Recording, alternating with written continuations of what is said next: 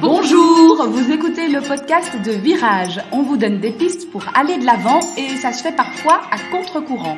Si face à un problème, quel qu'il soit, vous vous êtes déjà dit « j'ai tout essayé, rien ne va, je ne sais plus quoi faire », alors vous êtes au bon endroit.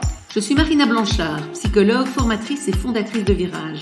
Mon école s'inscrit dans la lignée de celle de Palo Alto, c'est-à-dire de la thérapie brève. Et je suis Peggy Van Lierde, chef d'entreprise, journaliste et coach en développement personnel. Ensemble, nous vous proposons des réflexions pour avancer autrement. Aujourd'hui, on a un invité, Serge Peffer. Bonjour Serge. Bonjour toutes les deux. Bonjour Serge. Alors, je vais vous présenter très brièvement. Serge, vous avez eu la gentillesse de nous envoyer votre nouveau livre, votre dernier livre, c'était pas le premier, La Voie du bonheur. Ça nous a fort parlé quand on a entendu ce titre. Tout le monde aspire au bonheur, évidemment. Alors, très brièvement, vous dépeignez dans ce livre, en fait, votre autobiographie, une mosaïque vivante, pour reprendre vos termes. Vous avez fait une multitude de métiers. D'ailleurs, c'est le sous-titre de votre livre, mais 1001 vies. Effectivement, quand on lit cet ouvrage, on a vraiment l'impression que vous avez vécu ces 1001 vies. Et parallèlement à cette autobiographie, si je peux dire ça, il y a surtout en fait cette envie de livrer un modèle de vie et pas une vie modèle. Votre vie qui est truffée de conseils, d'outils dans lesquels on peut puiser. C'est construit de cette façon à ce que chaque étape de votre vie est liée quelque part à un concept que vous avez envie de développer autour du bonheur. Est-ce que j'ai bien résumé votre ouvrage ? Mais c'est excellent, vous avez un très bon esprit de synthèse et c'est tout à fait ça. Parce qu'en fait, dans les différentes étapes de ma vie, chaque fois que j'ai changé, c'est un de mes objectifs, j'ai rencontré une personne, un type de comportement. Et j'ai voulu décrire ce comportement pour dire, voilà, est-ce qu'il est bien, il n'est pas bien, attention, voilà comment il faut réagir. Et ça, c'est un petit peu le but. Et en final, d'arriver à un genre de modèle, un modèle pour pouvoir essayer de découvrir la voie du bonheur, en fait. Alors, c'est construit de façon très ludique, avec des couleurs de pages différentes. Les pages blanches, ce sont vos tranches de vie, et les pages saumon, ce sont les outils, les conseils que vous mettez à disposition des lecteurs. Et on a vraiment chaque fois ce raccord quelque part qui est fait avec vos tranches de vie. La vengeance du juge d'instruction, qui fait référence à ces personnes toxiques qu'on peut côtoyer de temps en temps, par exemple. Oui, c'est exact. En fait, je conseille toujours aux gens, quand ils rencontrent des personnes toxiques, ça peut être son patron, ça peut être même son compagnon ou sa compagne, ça peut être dans la famille, il y a toujours des moutons noirs ou des amis. Eh bien, il faut vraiment les éviter parce que vous avez des prototypes même qui sont des personnes narcissiques en général et qui ont un comportement destructif. Et on a vu en psychologie, c'est à peu près le type de Poutine, c'est tout à fait le type de Trump, ce sont des Bolsonaro, etc. C'est vraiment typé par la psychologie et on se dit, ces personnes-là, ils ont un problème avec eux-mêmes et on ne parvient pas à résoudre leurs problèmes. C'est impossible parce qu'ils ne vont jamais reconnaître qu'ils sont dans cette situation de psychologie tout à fait déficiente. Et donc je dis, la seule solution, c'est vraiment de dire, on arrête, on quitte la personne, on oublie complètement, parce que sinon, c'est vous qui allez en subir de graves conséquences. Et j'ai vécu ça dans ma vie, où je ne vais pas raconter le détail, mais notamment avec un juge d'instruction qui était typiquement dans cette démarche-là, et qui a détruit un de mes amis, qui a ruiné un de mes amis, qui m'a créé des problèmes, parce qu'il m'a empêché de pouvoir prendre la direction d'un cabinet d'un ministre qui m'avait demandé de continuer avec lui après une première expérience. Et comme le président du parti a dit non, parce qu'il était le meilleur ami de ce juge d'instruction, et donc ce juge d'instruction qui était supérieur dans le cadre des francs-maçons, parce qu'il participait aux mêmes équipes, il a dit au président du parti, écoute, tu vas t'arranger pour qu'il soit plus de nouveau directeur de cabinet. Bon, c'est pour vous montrer, ce sont des personnalités qui parce qu'on l'avait licencié, ce juge d'instruction avant, il était dans notre société qu'on avait créée à 4, et il avait fait des malversations, on a dû licencier. Et donc il s'est rattrapé par après, et donc ce qu'il fallait faire, c'était carrément couper les ponts avec cette personne et ne plus le voir. Finalement, le fil de votre livre, c'est ça, c'est que tous ces concepts dont on a peut-être déjà entendu parler autour du développement personnel, etc., en fait, vous les concrétisez quelque part, vous les rendez concrets avec des étapes de votre vie. Exactement, et donc c'était vraiment mon but. Je me suis dit chaque fois parce que comme, si vous voulez, dans la recherche du bonheur, moi j'avais décidé quand j'étais jeune, vers 17 ans, que je voulais absolument changer de job tous les 3 ans et que je voulais être heureux. C'était vraiment mon objectif. Parce que j'étais rentré porter un recommandé dans la poste et là j'ai vu l'ambiance qui était tellement triste et c'était noir et les gens faisaient le même métier en mettant des timbres sur des enveloppes. J'ai dit non, ça je ne veux pas, je veux changer. Et donc depuis lors, j'ai changé de job. J'ai peut-être fait une trentaine de métiers différents, 80 fonctions différentes. Et donc, ça m'a permis de pouvoir dire comment est-ce que je peux essayer de valoriser ce que j'ai fait et parce que je suis un ancien professeur, et donc comment je peux transmettre cette idée et ces idées de tous ces comportements. Et donc là, j'en prends vraiment une vingtaine d'exemples, chaque fois très concrets, et puis après j'explique, voilà comment s'en sortir. C'est jamais toujours possible, mais il y a des pistes, il y a des solutions. Et ça permet à ce moment-là aux personnes, en lisant le livre, il faut prendre son temps, de se positionner par rapport au comportement type que je présente. Vous avez pointé justement donc ce changement qui a jalonné toute votre vie, le changement professionnel. Le changement, c'est quelque chose qui nous parle énormément ici chez Virage. Le changement, effectivement, est au cœur de notre travail au quotidien, puisque les gens viennent en général en thérapie parce qu'ils veulent un changement, en général, le plus Oui. souvent, on va dire, parce que certains, parfois, ne veulent pas forcément le changement, et donc ça, c'est aussi notre travail, évidemment, de le voir. Oui. Effectivement, j'en parle dans mon livre. Je prends un exemple très concret. Bon, à un moment donné, justement, quand je n'ai pas été renommé directeur de cabinet du ministre, j'avais réussi des examens comme top manager dans le cadre de la réforme Copernic. C'est-à-dire qu'on m'a dit, voilà, j'étais les 5 premiers top managers dans les ressources humaines. Je devais m'occuper de toute la formation de toutes les personnes de 120 000 fonctionnaires. Et donc, le gros problème, c'est qu'il fallait leur dire à toutes ces personnes, maintenant, il y a un changement, nous allons faire une réforme et il y a un changement fondamental. Et donc, on va mettre en place des nouveaux systèmes. Et c'est nombreux, hein, on a fait beaucoup de choses. Et c'est quelque chose d'exceptionnel qui est fatigant. Et donc là, on a dû réfléchir aux personnes en disant, voilà, comment est-ce qu'on peut vous aider à accepter le changement? Parce qu'évidemment, il y en a plein qui étaient contre. Moi, j'ai été bombardé de l'extérieur parce que j'avais réussi les examens. J'ai pris la place de gens qui pensaient être nommés, donc ils étaient contre. Et donc, en fait, on a réfléchi à plusieurs méthodologies. Comment est-ce qu'on peut arriver à montrer aux gens qui vont pouvoir accepter le changement? Donc, plutôt que de partir du dessus, on a créé des équipes en bas et on a dit, bon, réfléchissons ensemble. Est-ce que vous êtes heureux? Est-ce que tout se passe bien? Qu'est-ce qu'on pourrait changer? Comment est-ce qu'on pourrait le changer? Et c'est tout un accompagnement de 120 000 fonctionnaires. Et finalement, on a eu beaucoup de gens qui ont accepté. Et tous ceux qui n'ont pas accepté, on a créé une cellule spéciale pour leur donner des formations, pour les aider au point de vue psychologique, etc. Et donc, il y a moyen de changer parce que finalement, faire bouger 120 000 fonctionnaires avec un nombre important de réticents, c'est pas évident.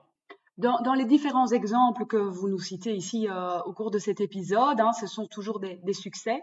Il n'y a pas eu que des succès. Il y a eu des échecs aussi.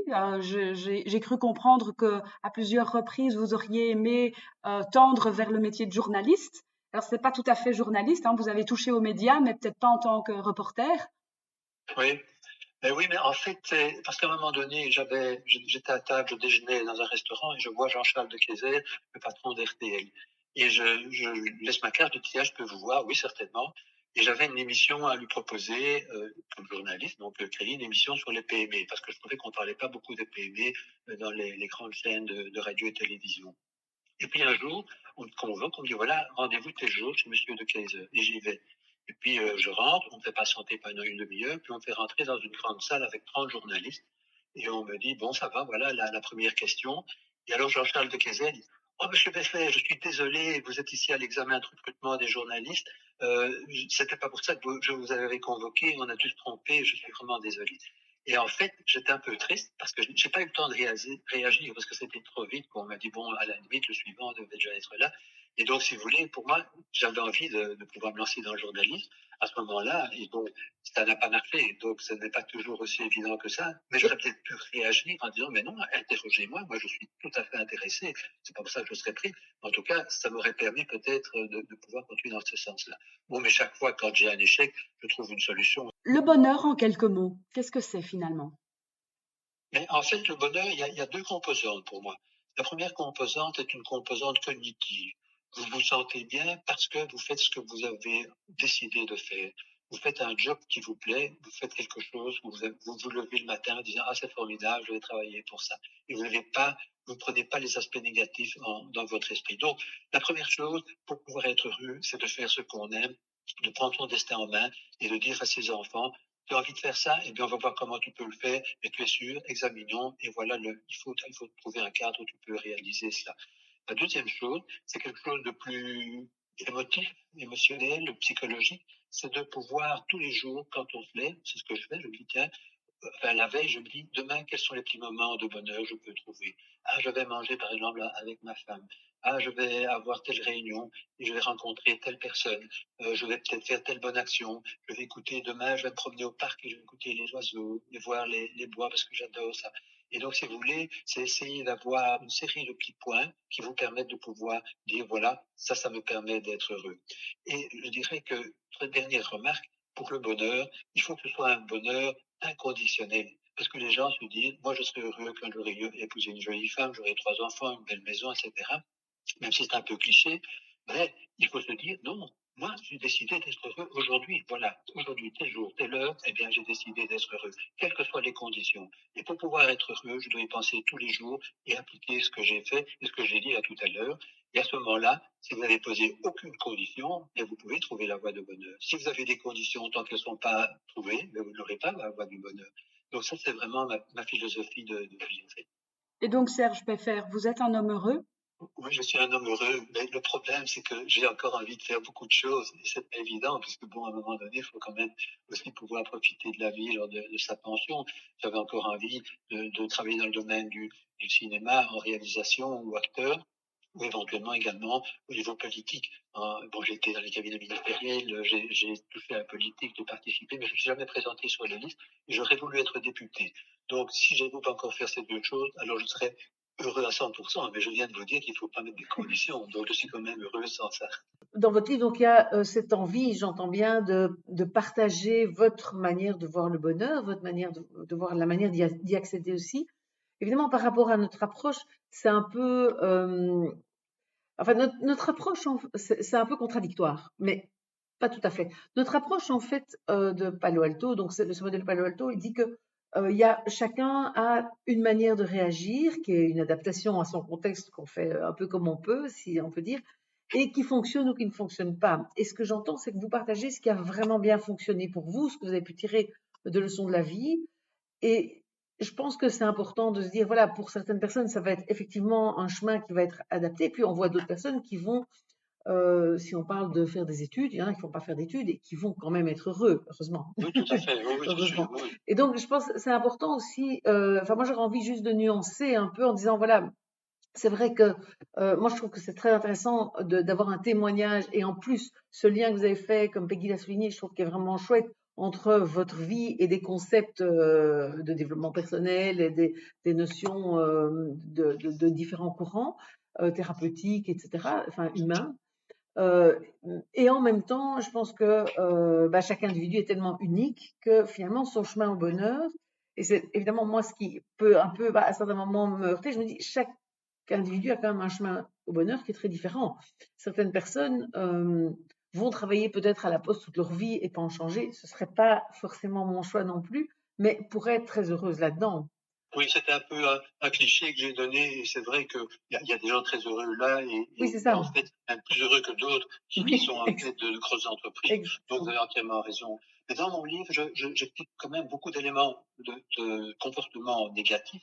Donc, par exemple, la répétition des scénarios. Oui. Beaucoup de gens sont incrustés là-dedans, et ce sont Oui. des choses que vous pouvez travailler et aider. Oui, ça c'est tout à fait. Vous avez tout ce qui est addiction. Avec... Tout ce qui est addiction, ce sont des choses qui sont dramatiques et qui comportent pas un comportement de vie et qui font rater la vie. Vous avez aussi c'est moins peut-être dans votre esprit, mais tout l'aspect de la nourriture, la manière de manger, de faire du mouvement pour ne pas avoir de mauvaise santé, de ne pas avoir le cancer, etc. Donc j'en parle énormément parce que je suis très sensible pour ça aussi. Et donc, si vous voulez, il y a beaucoup de choses qui sont peut-être négatives que j'essaye d'aider pour que les gens se disent, oui, c'est vrai, je suis dans le cas, comment est-ce que je peux faire? Voilà quelques pistes de solutions. Et en même temps, si quelqu'un préfère mourir à 30 ans, mais en ayant mangé tout le temps et bu, j'ai un peu, moi, cette position de me dire, finalement, c'est sa vie, c'est son choix. Est-ce qu'il serait plus heureux de manger sainement et de vivre jusqu'à 80 ans? C'est un peu, mais bon, après, voilà, c'est plus une réflexion, hein, c'est pas. Oui, tout à fait. Non, mais on peut lui dire aussi, bon, est-ce que tu es marié? Est-ce que tu as une famille? Est-ce que tu vas disparaître? Est-ce que tu penses pas qu'il faut réfléchir? Mais bon, c'est-à-dire, c'est une discussion qu'on peut lancer. Oui, tout à fait. Mais c'est plus une question, hein. Enfin, c'est pas une question, c'est plus une discussion, effectivement, des postures aussi. Voilà. Après, je trouve que c'est vraiment intéressant voilà, justement, de débattre sur ce genre de Je suis tout points. à fait d'accord avec vous. Chacun fait son bonheur à sa manière, et c'est pas parce qu'on est socialement bien positionné ou pas. Chacun peut le trouver, justement. Il y a des mères de famille qui trouvent leur bonheur, et professionnellement, ça les intéresse moins. Elles trouvent d'autres bonheurs dans leur vie, et je trouve ça formidable. Mais je suis tout à fait d'accord. Les études aussi, moi j'ai beaucoup de connaissances qui ont réussi sans faire d'études, qui sont très heureux, et même des fois mieux que d'autres. Donc c'est clair. Et chacun a son chemin de bonheur. Mais si vous voulez, en fait, pour dire que dans ce livre, je donnais des jalons en disant, voilà, écoutez, réfléchissez, bon, peut-être que c'est bon pour vous, pas bon pour vous, mais peut-être qu'il y a des points vraiment où vous devez réfléchir davantage. Et ça permet de pouvoir essayer d'avoir des pistes. Comme vous l'avez dit, je pense en introduction de votre livre, c'est un modèle de vie, hein. C'est une illustration, c'est votre vie, et effectivement, c'est pas le modèle à suivre. En tout cas, c'est pas comme ça que vous le présentez. Non, pas du tout. Non, je ne voudrais pas avoir cette prétention, parce que moi-même, je cherche encore d'autres modèles ailleurs aussi, donc c'est clair. Merci. Je ne sais pas si vous souhaitez encore ajouter quelque chose. Oui, je voudrais ajouter beaucoup de choses, mais donc je vais quand même me limiter, que j'apprécie vos podcasts, parce qu'il y a un très bon esprit, et je trouve que c'est cet échange que vous avez avec une réflexion sur des sujets qui sont des sujets très intéressants et très pointus finalement, mais que les gens n'abordent pas, et donc ça demande une réflexion et vous apportez quelque chose. Donc je veux quand même le dire, quelque chose est bien, j'aime bien le dire. C'est très gentil, merci beaucoup.